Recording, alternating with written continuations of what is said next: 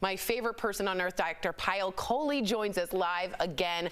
But before she answers your questions about the coronavirus, the doctor is going to bust some myths. Oh, I thought you were going to say moves. Yeah, and moves. First up is this statement, thank you, fact or fiction. You can get coronavirus from a mosquito bite. So yeah, this is my version of the mac and cheese or the burger and fries that you guys were doing last week. So that is actually fiction. You cannot get coronavirus from a mosquito bite. It's not like the Zika virus. This one is transmitted mainly through respiratory droplets. All right, nice to bust that myth. Another one making the rounds. Al, go ahead. All right, you're just going to read what I was supposed to read. So go ahead. I'm sorry. People are saying that disinfecting your body with alcohol or chlorine kills the virus. Talk to us, Doc. Yeah, so my heart actually stopped for a minute when I heard that one because it is so dangerous to do that. You should not be putting bleach, alcohol, chlorine, or anything like that directly onto your skin. This virus does not live in your skin, it lives in your nasal passages. The only alcohol-based product that you can use on your skin are those sanitizers, which are made with moisturizers and such. So just be real careful because you start doing that to your skin, you're going to get skin breakdown, infections, and actually increase your risk for catching. So this one is definitely a fiction. This is a myth. She busted that one pretty hard. Finally, is this fact or fiction? Antibiotics do not treat coronavirus infections.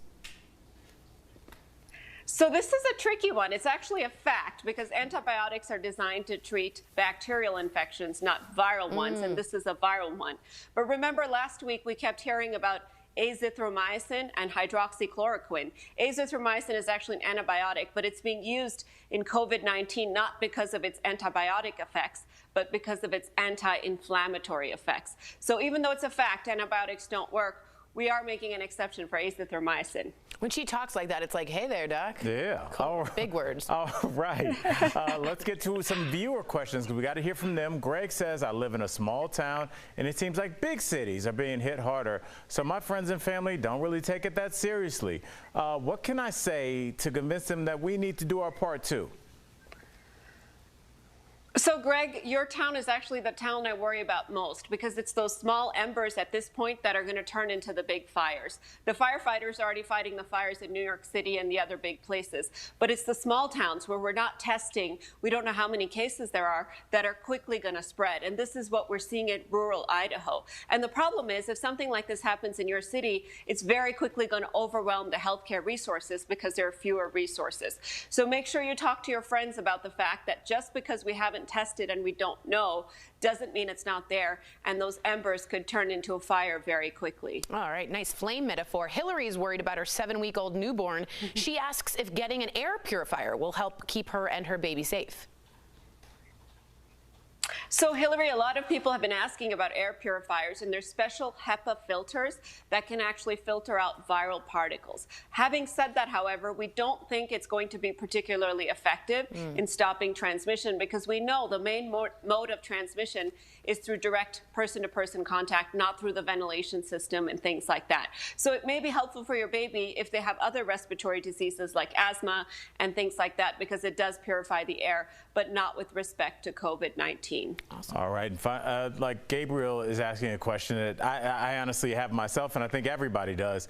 Doctor, please tell us, when do you think social distancing will finally be over? Yeah, so I'm just going to pull out my crystal ball here and look in there and see. So my best guess, it at least will be April 30th, as we heard from the president yesterday, because it's already been extended until then. But to be honest, you guys, I think it's going to be longer than that, several weeks longer than that. And the reason I say that is because all of us have to go through that peak, that apex of that curve, and come all the way back down before we can start relaxing social distancing. Because the minute we relax the social distancing, the cases are going to go up again. And New York City is expected to hit their peak in a couple of weeks, and they're the farthest ahead. So the rest of us in the country will hit our peak even later. So I anticipate it will be at least a few weeks longer than April 30th. I mean, I think that's fair and honest, and you've always given it to us straight, so we do appreciate that. Before we go, we want to leave you all with some good news, so make it sound. This is, yes, Lord. hold on. This is the doctor's silver lining. Yes, Lord. Reports coming out of China say their air quality is the best it's been in a very long time. Can you tell us more? I heard the ozone layer is actually healing itself now. What's going on? Yeah, so because we're social distancing, we're not driving, the air quality in cities all across the world has gone up. In China, it's gone up by 22% compared to last year. And in fact, researchers at Stanford have shown that because of this better air quality, they're anticipating that 50 to 70,000 people will actually not die prematurely as they would have, and that includes up to 4,000 children. Wow. So by social distancing, we're not just saving lives from the virus, we're saving lives from the environment. We're helping our environment. So this made me feel warm and fuzzy inside. Doc, so would you say that the Earth is social distancing from us? I think the ozone and the Earth may be doing so, yeah.